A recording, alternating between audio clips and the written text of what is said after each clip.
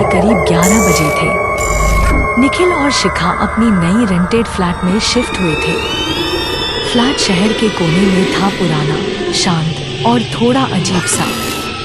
शिखा ने हल्की सी मुस्कुराहट के साथ कहा, थोड़ा पुराना है पर कोजी है ना? निखिल हंसा, हाँ बस थोड़ा ज्यादा ही साइलेंट है। उस रात सब नॉर्मल था, लेकिन रात के 2:13 पर शिखा की आंख अचानक खुल गई।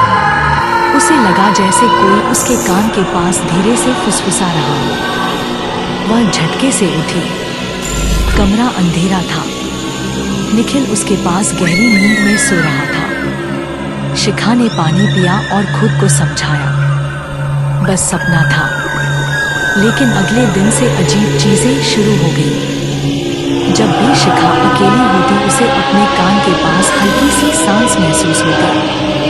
कभी कोई धीरे से कहता, मैं यहीं हूँ। एक दिन शिखा ने डरकर निखिल से कहा, मुझे कोई सुनाई देता है, कोई जो मेरे कान के पास बात करता है। निखिल ने हल्का सा हंसने लगा, तुम ज्यादा हॉरर वीडियो देख रही हो शायद।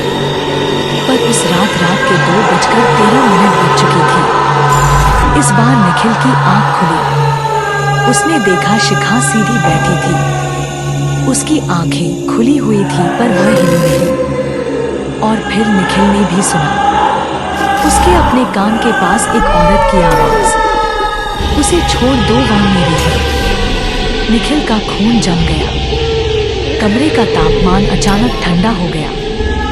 धीरे धीरे बेड के कोने पर एक परछाई उभरने लगी। लंबे खुले बाल, झुकी हुई गर्दन और अंधेरे में चमकती सफेद आंखें। वह चेहरा धीरे धीरे शिखा के बिल्कुल पास आ गया। शिखा के होंठों पर अजीब सी मुस्कान थी और उसकी आवाज अब उसकी नहीं थी। निखिल, तुम्हें पता है कर्ण पिशाचिनी क्या होती है? निखिल का गला सूख गया। वह हिल भी नहीं पा रहा था। शिखा के अंदर जो भी था वह धीरे से कहा, कर्ण पिशाचिनी कान में रहने वाली आत्मा होती है। वह पहले सिर्फ फुसफुसाती है, फिर सच बताती है, फिर इंसान को अपना बना लेती है।